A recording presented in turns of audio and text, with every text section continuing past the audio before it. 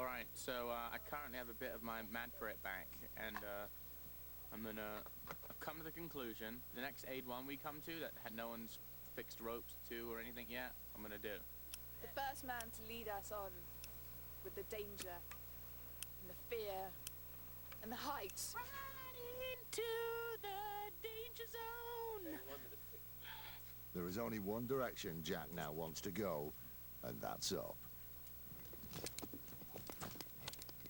Oh, man. Oh.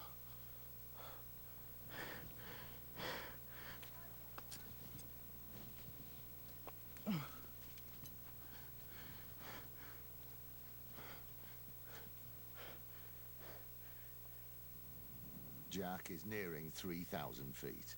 The climbing is getting harder and harder on the smooth granite walls, but Jack perseveres.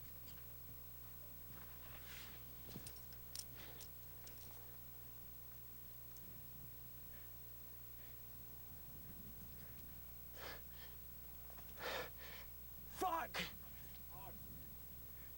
Take... Woo!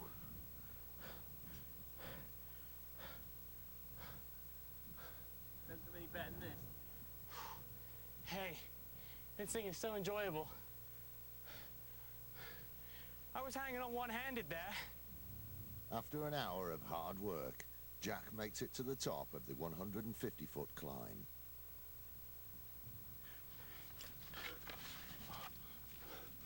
Oh, fucking right on. That's what Salate's all about. Bring it on. Bring it on. Oh, I'm in such a good mood right now. That climb is amazing. I want to go down and do it again. The experience certainly seems to inspire Jack, and he reflects on just how different his life has become. I guess at this juncture, my life is pretty crazy at this point. It seems to just travel from one extreme to the other. I do have a very kind of negative, self-destructive aspect to my life, whether it's, you know, whether it was with drugs or alcohol or with, you know, abusing food or just being lazy, you know. But now, you know, I've got the opportunity to really change things around, and, you know, it's an inspiring thought to think every day you can, you know, you can live it just a little bit better than you did yesterday. You know, there's no reason why you can't. Jack is certainly getting new highs as he edges closer to the top. But one final hurdle separates him from safety: the head wall. Extending over 200 feet, the head wall is a jagged, overhanging slab. It requires stamina and nerves of steel to ascend. Too high up to retreat, Jack, Mike and Bean must conquer it in order to move forward. If a storm should blow in now, they will be trapped beneath an overhanging wall. It's a deadly and highly dangerous place to be. Mike goes first into the void. Even for an experienced climber, it's a trip into the unknown. In 14 years of climbing all over the world, this is easily the most incredible, scary, awe-inspiring place I've ever been in my life. Jack goes next. In an instant, he is out of his comfort zone. I'll have you know, I'm absolutely fucking shitting myself right now. I'm fucking dangling fucking 3,000 feet up on a few bolts, and I'm shitting myself. Jack is swinging in space, fighting gravity all the way up. This is just such a psychological fucking terror. If you fell off now, you'd just keep falling for like 15 seconds.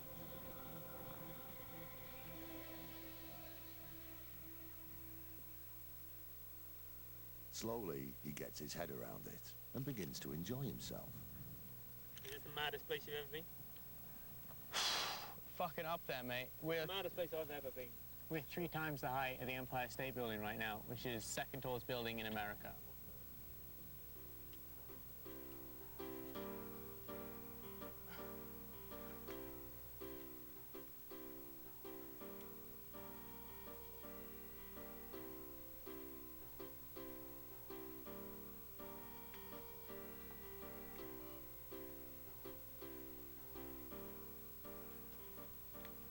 You can see what it's all about now, can't you? Yeah. man.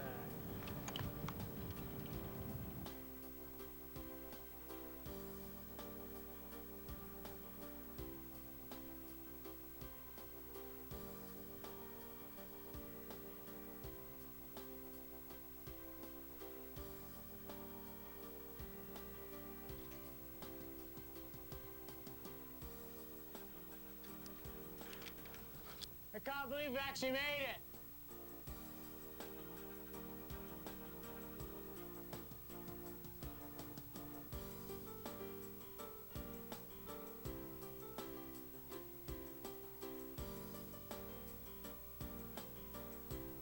The sun sets on their fifth and final night on the rock face.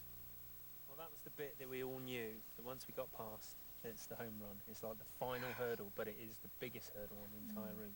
I mean, I honestly thought a couple times on this that we weren't going to do it. These last 2 days have been amazing. Like, I was a fucking glum bastard for the first 3. Yeah, I'm extremely glad I stuck it out. I just think, I don't know. I'm not there yet, but I know tomorrow's going to be awesome.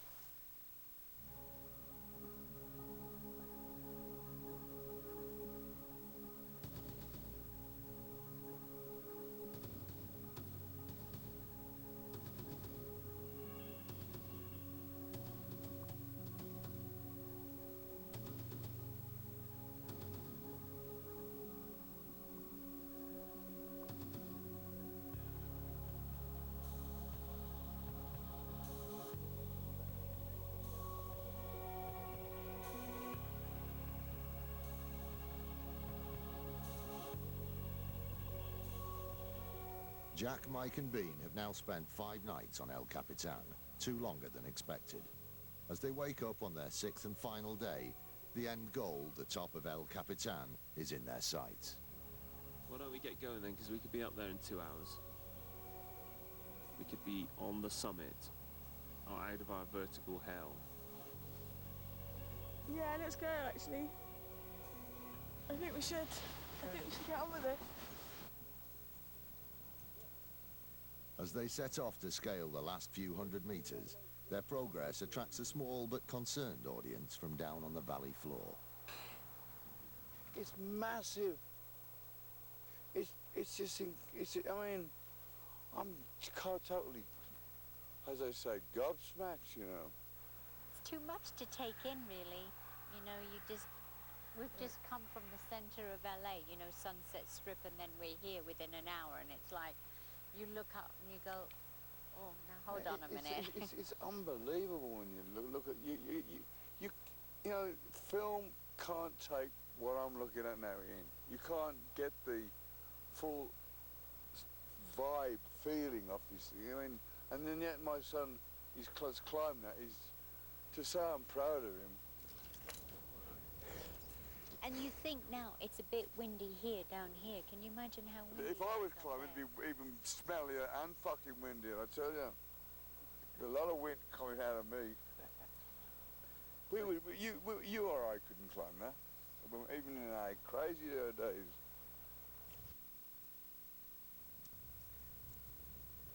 When you think 2.5 years ago, the most Jack would ever do was to get up and go and do video games. I mean, he was like a video game junkie, and that was his exercise. He's totally changed his life around, which is a miracle. Absolute miracle. And we're both, to say we're proud of him is not enough, you know. He's a good inspiration for me, you know. I mean, it should be the wise father telling the son, but you know, you learn from your kids just as much as they learn from you, you know. After 6 days and 8 hours, Jack has finally made it to the top of El Capitan.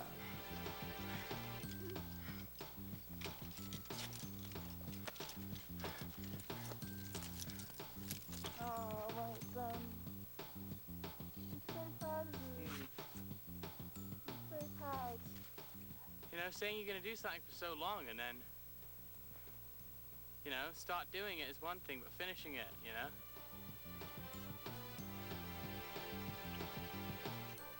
It's weird, I'll probably just like start crying on the way home or something. Coming up, at last Jack's back on level ground and